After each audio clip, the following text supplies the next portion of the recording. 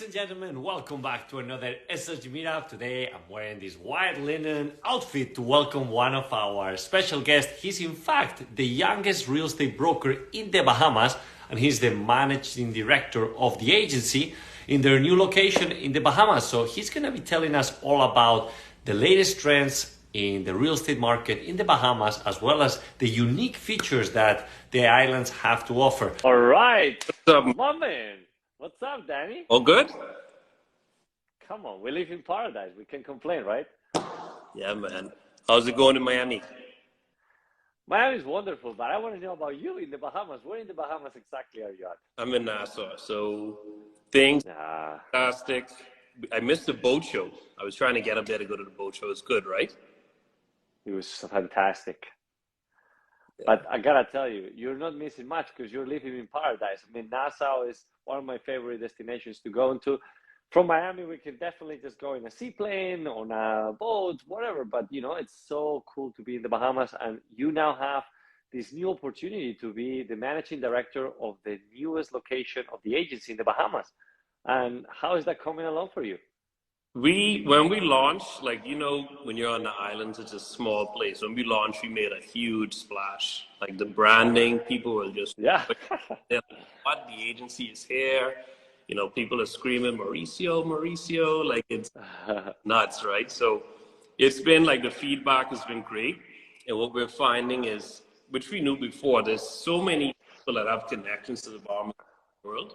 So once they realized that the agency has a location there, I mean, I have people reaching out of Beverly Hills, out of Michigan, out of Toronto, like a global approach. And that's what the brand, you know, like rule number 4 is like, work with one of us, you work with all of us, right? And it's definitely been showing itself. Tell us a little bit on how it is to be running your own brokerage and, you know, dealing with all the high-end luxury real estate in the Bahamas. Well, you know, with running a brokerage is a bit more working consideration than just being an agent. You have to think about your team members. You have to think about your entire team. So there's some more day-to-day administration, but it's been honestly been great. The difference, I think, with the agency compared to some of the other brands is the support that I get out of the back of LA from other jurisdictions. I mean, I talk to the Turks office, Sean and Ian. I talk to them every day. Right? You know, I'm on an island, but I'm not really an island. Like, I have support coming from everywhere. So anything that we actually need, we're unsure of, we get it. Right. And that's the good thing about having that global network and the local reach, because you're able to, you know, tap into the people that can support you with the brand, with the leads, but you'll take care of everything locally because that's where you're expert at. So like with the villas that we have listed, so we have La Palmeria number 1 in Harbor Island listed. That was a referral from Holly, right? Out of Toronto. Then you had Mauricio involved with it. So it's the same, it's like you said, we're getting all of the different leads and people who have connections there want to work with the agency, and now they have local representation to actually help them out and local expertise. Tell me about the difference between trying to build your own brokerage from scratch versus teaming up with an already known brand like the agency? Well, it's going to speed the process up, and then obviously you have certain costs when you're running an indie brokerage, from your website to marketing, coming up with new ideas. Like the agency provides us with branding, content. We share each other's content. So, you know, the agency gave me like a tool belt full of tools that I could utilize. Whereas if you're an indie broker, you kind of have to do it on your own. Right. And I recognize the strength of the brand. Of course, I'm a local broker. People know me here. But I recognize the global connectivity of the brand and linking up with other like-minded brokers. Like when you're in the luxury space, they're looking to see how much can you expose my property. Right. Expose my property globally. So if you're an indie broker, like that's going to be a bit more of a challenge, I find, and if you're connected with a bigger team. So walk me through the process of how you will market one of these incredible villas like the one in Harbor Island that you have. When we launched, we had, the brand helped me with the rollout when we were talking about the villas, we had a reach of over 30 million people. Wow. Right? And even as of yesterday, if you know, the agency sends out the agency edit, and that's going up to like 600,000 people. The house is featured there again. You know, we're doing a series of videos. Hollywood has shot a video. I'm shooting videos, and we're like rolling it out. So it's not just one push in the local market and then it dies out, with some other local brokers too. It's like every week we have something else that's new, that's innovative, and that's stretching outward into the global market. Obviously, our are a little bit different, like from some what you're used to. It's a little bit more edgy. You know, we push them. Some people like throwing the envelope out the window, right? Like, I had a guy reach out, and he was like, "Did you use Drake's sticky on your like list video? Are you like, yeah? I guess it's a reflection of, you know, the lifestyle. Like, these are general consumers. Everyone's not like super stuffy. Like, they're regular people too." Let's talk about the lifestyle, because obviously Bahamas offers countless of amazing things that not any other destination can offer. So when it comes to you promoting these type of properties and emphasizing on their lifestyle, what do you showcase the most? Well, we're going to showcase some of the fundamentals, which is still important, which is the beautiful beaches, right? If you're on Harbor Island's a special place. I mean, they refer to it like the Nantucket of the Caribbean, or the St. Bart's. Like, it's a very special community. So we showcase, you know, the food and beverage aspect of it. What's it like to be on Harbor Island with the privacy? And then if you wanted to be in the biggest city hub, and I think that's why the Bahamas has always been successful, is you can get the small island life, but then within 30 minutes, you're in Nassau and you're in the city. Then if you want the city, you come to Miami. In Miami, right? Exactly. You could get your weekend in Miami and get your fix of that, do your shopping, and be back. And then come back on your beach in an hour. Right. So that right. That's huge. Showcasing the connectivity between South Florida, Nassau, and then like Harbor Island, or one of the smaller islands. To me, that makes up the whole lifestyle. Jumping on a boat, obviously, and going to the Exumas, right? Have you done that? Oh my God! Of course, I love it. It's a fun experience. Like, even for me, I've done it a ton of times. Like, it's something that evokes an emotion in you that you cannot replace with anything else. And that's all a part of the lifestyle. Like I said, Nassau, you have the Bahamas, which I'm sure you've been to, ton of restaurant options, shopping options. So it's one holistic approach with the Bahamas. You're getting the shopping, you're getting the boating, you're getting the fishing, you're getting the nightlife, you're getting the food and beverage, the dining, and then you have access to some 5-star hotels where you can get all the amenities that you want.